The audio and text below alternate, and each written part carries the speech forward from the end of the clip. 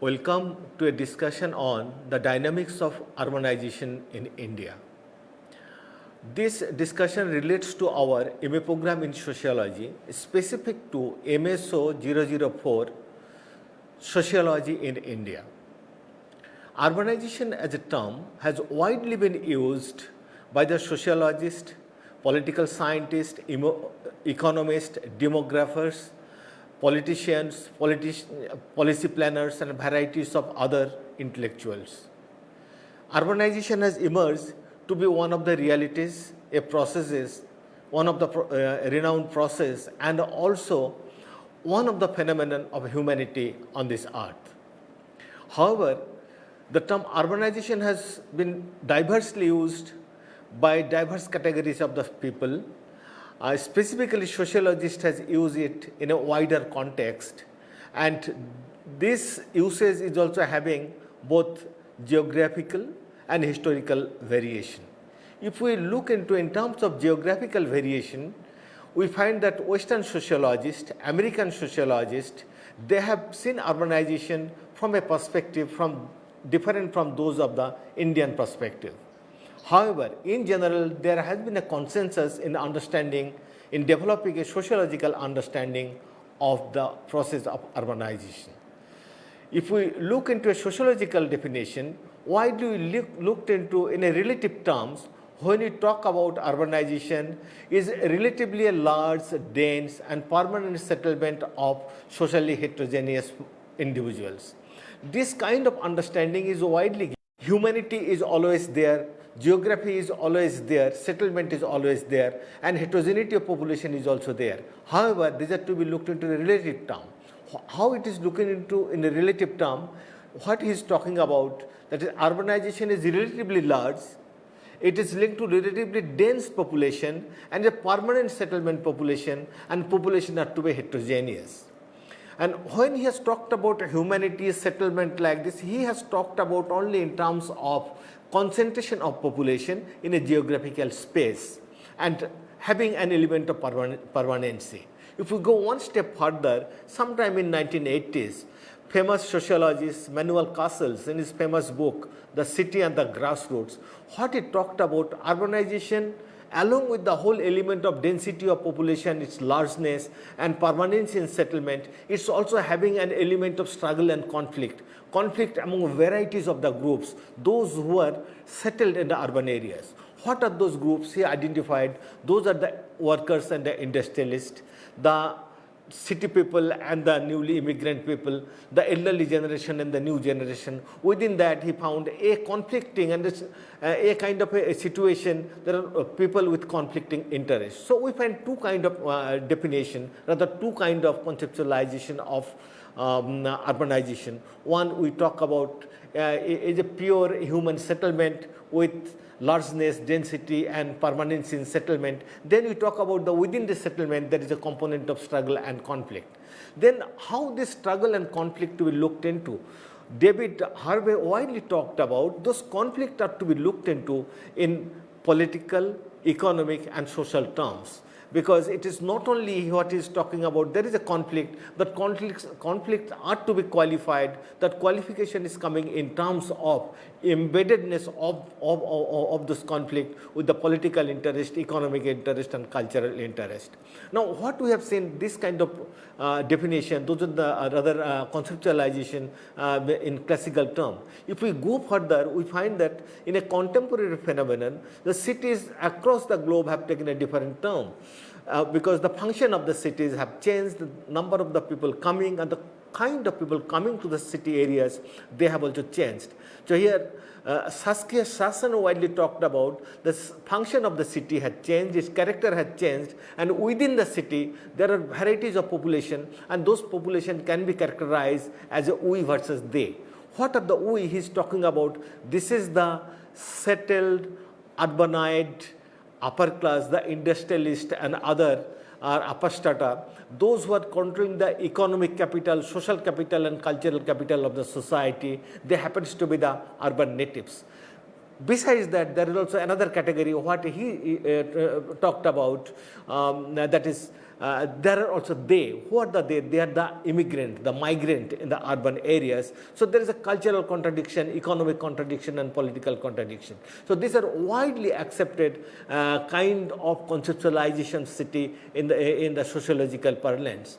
But if we look into city from the Indian perspective, we have seen city not in economic terms, rather in functional terms, and also in terms of the varieties of concentration.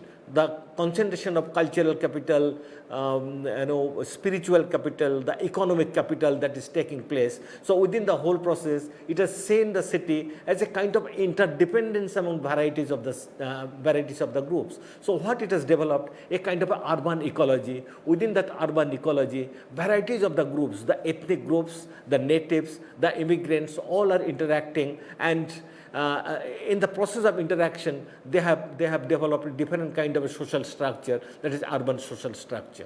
But what it is widely talked about in Indian society, the cities in Indian society are having enormous civilizational function. That is, if we looked into it, has been the epitome of sophistication of cultural artifacts, the art, music, science, technology. Those have been sophisticated, nurtured in the urban culture, and gradually it has been disseminated to the other parts, that is from urban to the rural areas. And also urban areas has been seen gradually, starting from the arrival of the British, the urban areas has been the epitome of modernization and epitome of westernization, because it is through those processes and through those new institutions, urbanization has got a different kind of a shape. So what we find that urbanizations are seen not only in terms of population and its density and settlement, it has also, we have also seen urbanization in terms of certain civilizational function, certain developmental function, certain modernization and westernization function. So what we find in the whole process, that urbanization in Indian context is to be seen both in terms of interdependency and also in terms of conflict among the varieties of the groups, those who are coming, the natives and the immigrants, the upper strata and the lower strata, varieties of the ethnic groups. So what we are having, a kind of intersectionality between the caste, class, ethnicity, even in urban setup, and through which a different kind of urban social structure has been evolved.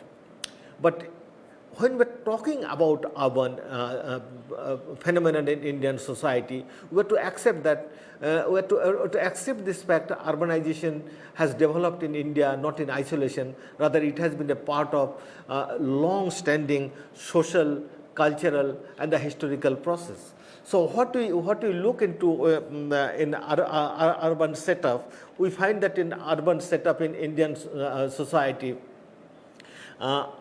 urban areas in India historically developed maybe 5,500 years back. When you talk about the Indus Valley civilization, the Harappa and Mohenjo-daro civilization, they are the traces of urban civilization available in terms of the urban planning, in terms of the housing, the drainage, the water storage system, the food storage capacity. So all those are manifested in this Harappa and Mohenjo-daro civilization. Those are roughly around 5,500 years back.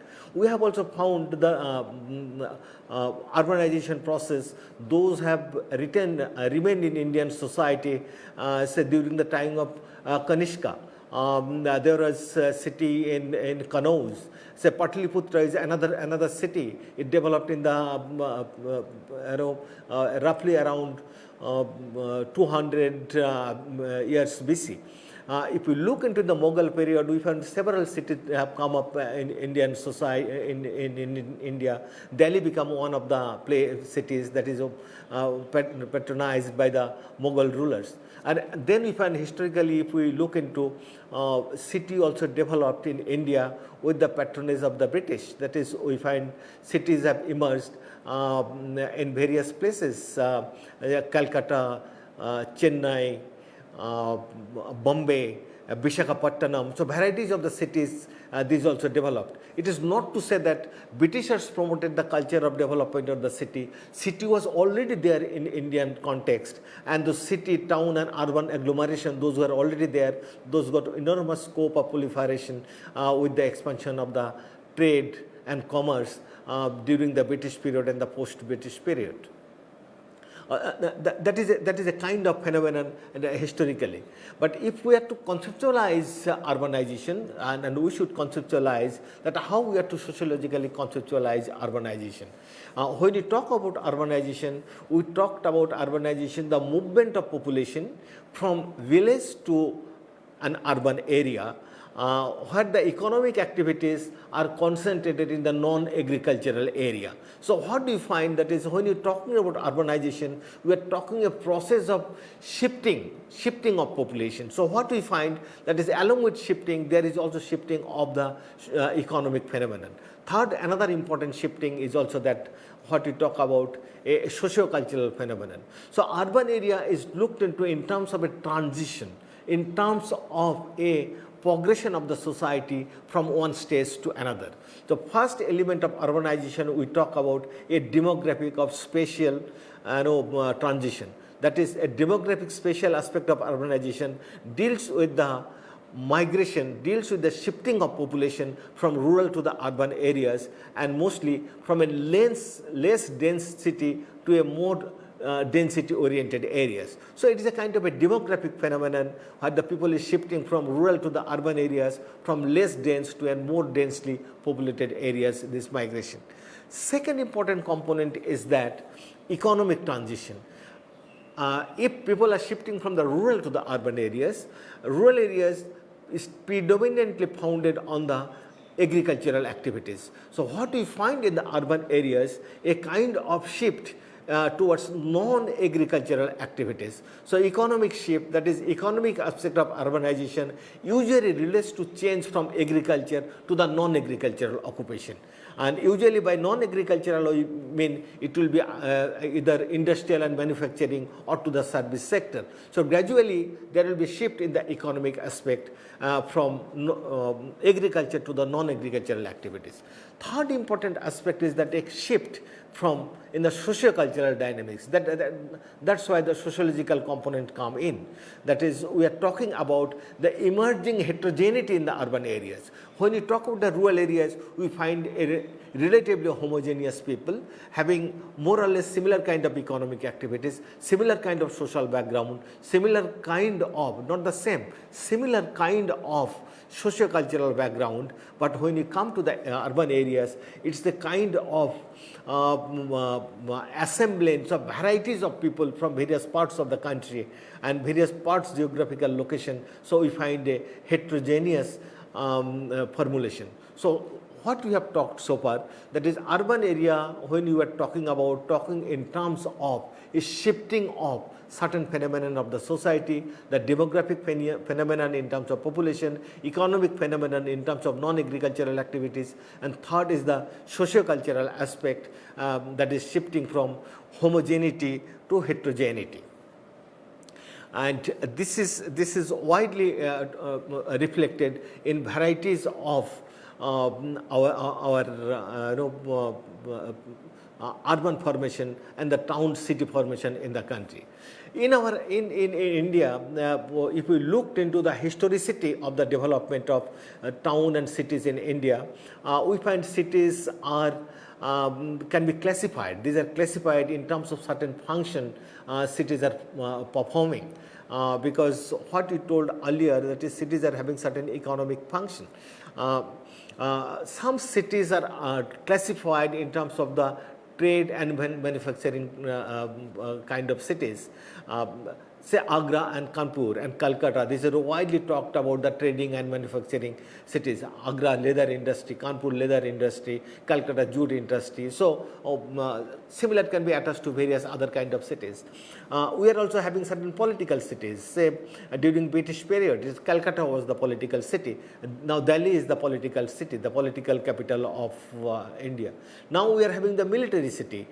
Say Meerut, Pune, these we call the military city, the Jodhpur military city. So here lot of concentration of the defense people, so accordingly cities are formed. We are also having the port cities, the Khidirpur and Calcutta, similar Visakhapatnam is another, Andhra Pradesh. So we find various cities performing the function of the port. We are having this various cities evolved in contemporary India, performing the educational function. Bangalore, Bhubaneswar, Delhi, Calcutta, even Kota is another. So we find that varieties of the cities, those who are functioning, giving the function, educational function. Importantly in India, since India is having a spiritual background, so varieties of the cities have emerged in terms of the religious function it's functioning. So Benares is having Kashi Vishwanath Mandir. Similarly, Vrindavan, Tirupati is another.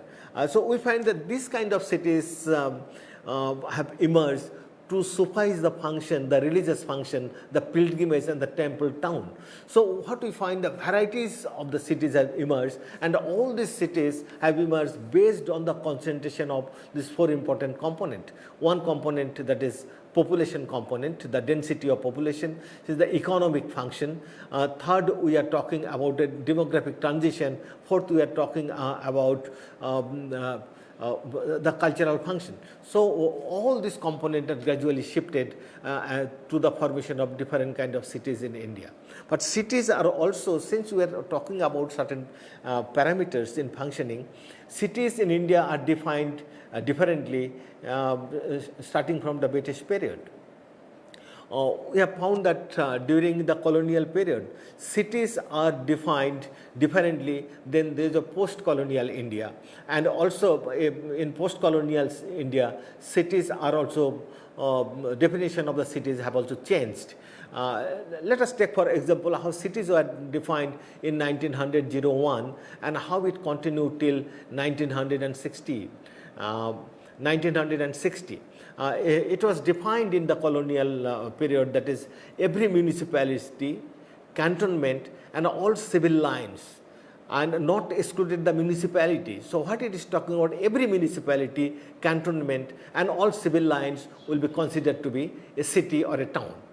Besides that, it is also considered that every other continuous collection of the houses permanently inhabited with not less than 5,000 persons may be considered a city. So a city is having two components talked about, that is some of the areas already defined under the municipality or cantonment or civil line should be considered a city, or certain continuous household, related household inhabited with not less than 5,000 population. So this definition of the city continue till 1960. Why 1960? Because in 1961, the census of 1961 gave a different definition of city, that is an urban area it's talked about. In urban area, it also identified certain parameter to identify how the cities are to be defined. It talked about city, that is a place which is either a municipal corporation or a municipal area or under a town committee or a notified committee or a cantonment should be considered an urban area. Here the term, we are using the term urban area. Then to define the urban, it also second category. First category is talked about the place under municipal corporation. Second, it is talked about any other place that satisfied the following four criteria. What is that? A minimum of 5,000 persons, 75% of the working occupation are non-agricultural. Number 3, a density of not less than 1,000 people per square mile. And fourth, a place is having certain pronounced urban characteristics in terms of availability of urban amenities. So what we find is shift from colonial definition to a kind of Indian definition of Indian census. It is talking about a place having minimum 5,000 population, number 1. Number 2, 75% population having non-agricultural occupation, and it is density not less than 1,000 people per square mile, also talking about presence of urban amenities. Now, what is taken in 2011 census, it is improvised upon the earlier definition. it has written the first part, that is all places with municipality corporation, cantonment should be considered as an urban area. Besides that, it is talking about first component remains, that is 5,000 people, a concentration in a particular area. Number two, 75% of the main working population, because it is talking about importantly main working population, and in earlier case it is talking about the working population, occupation. Main working population means that we are identifying a people, those who are getting more than 180 days of job in a year. So those category of the people, the main worker should have 75% of those workers should have non-agricultural occupation. It is also talking about density of the population, 400 population per square kilometer. So there are two variation in terms of it is talking about working population, that is 75% working population, main working population, and density of the population is to be 400, and also presence of urban amenities. So what we find a kind of variation from the colonial definition, also definition of 1960s.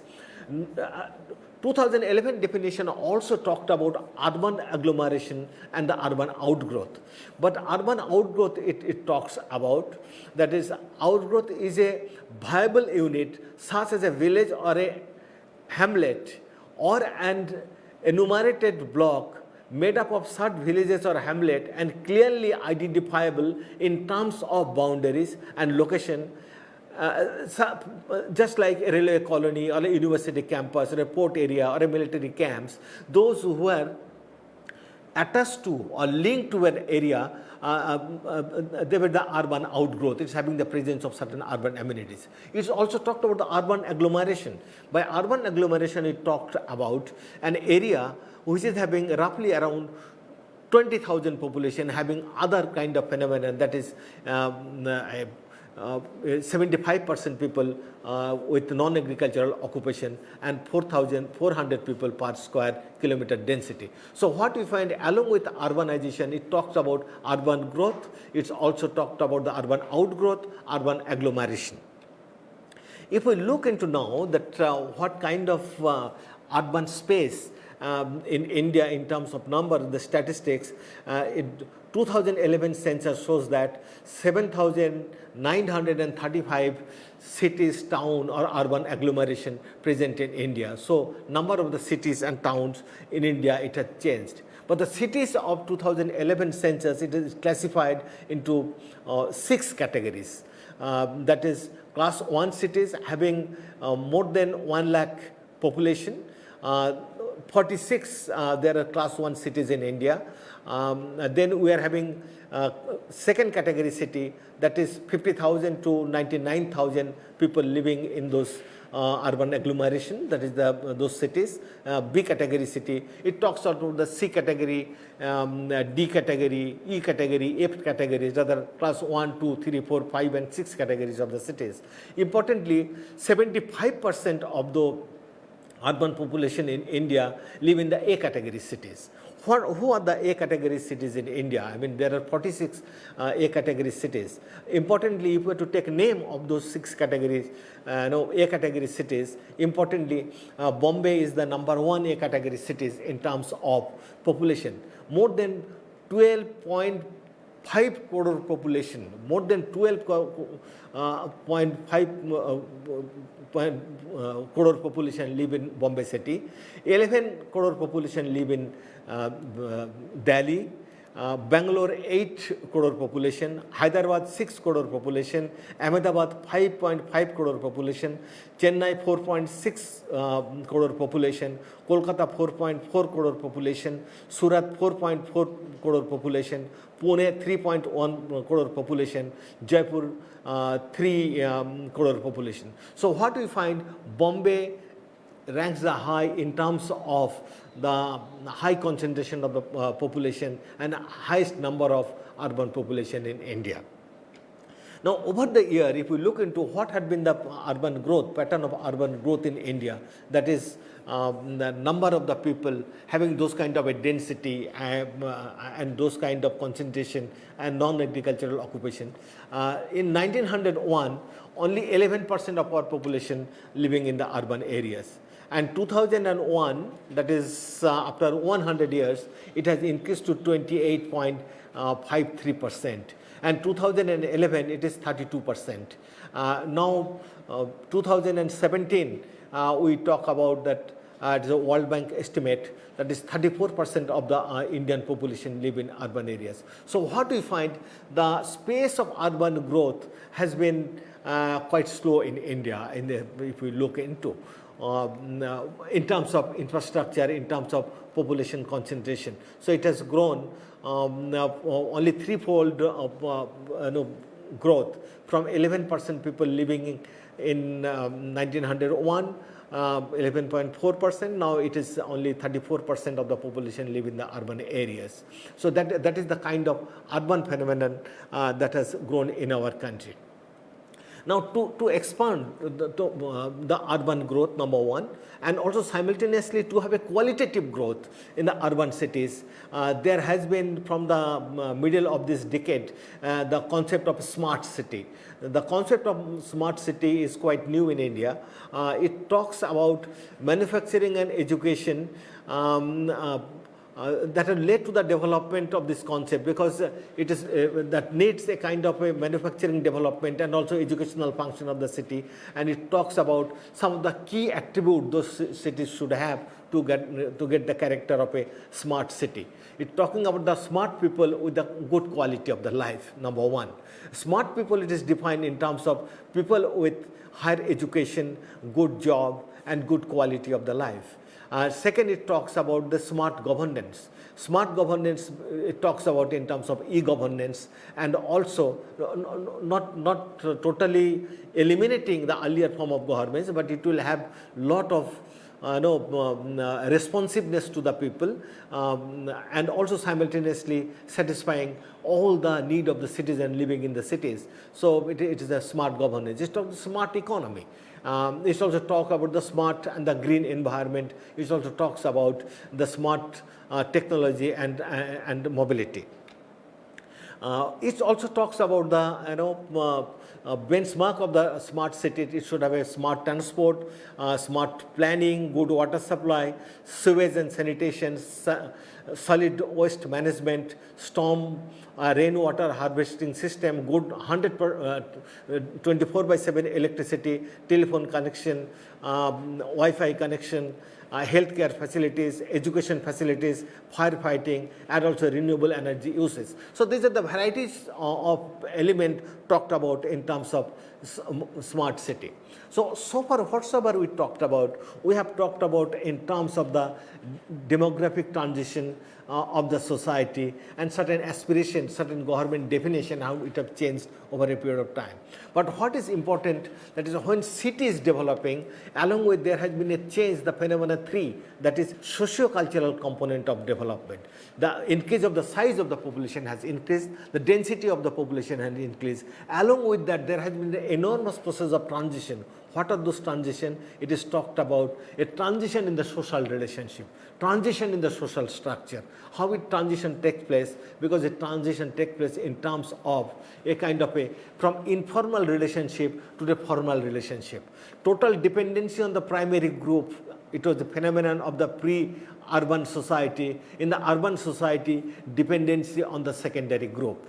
And then we find a kind of a growing individualism in the urban areas. That is a phenomenon, because here it is the individual that is important through the ideas and its own individual achievement and mobilities. It also talks about the whole proliferation of heterogeneity in the urban areas. Heterogeneity in terms of it is a place that is occupied by the people of different culture, race, ethnicity, language. So we find a heterogeneous formation, what happened gradually in the whole process of heterogeneity, within that there is also enormous proliferation of cultural group. Those cultural group try to remain rooted in their own place. So there has been process of cultural concentration in some of the areas. In most of the city in India, traditional cities, we find that some part is occupied, some linguistic group, another part is occupied by another linguistic group. It is not to say that there is no element of heterogeneity. It is to say that notwithstanding the heterogeneity, there is process of cultural rootedness in Indian cities. And there is also simultaneously the whole process of ghettoization of several cultural groups. So what we find, all this phenomenon in terms of gradual increase of density of population, gradual increase in informality, formality in social relationship, individualism, and also heterogeneity and ghettoization of culture, this widely impacted the social institution, the neighborhood, family, marriage, and kinship institution in the society. The Indian cities also simultaneously encounters the problem of what we call the overcrowding. Overcrowding in that way, a city is having the capacity to accommodate roughly around 1,000 people per square kilometer. And now we find many a time it is 10,000 people per square kilometer without having sufficient the coverage to the basic amenities. We also find simultaneously the process of development of slum in the urban areas. The government statistics shows that more than 21% of urban population live in the urban slum. Those suffer from the problem of poor housing condition, lack of basic amenities, lack of water supply, electricity, etc. like this.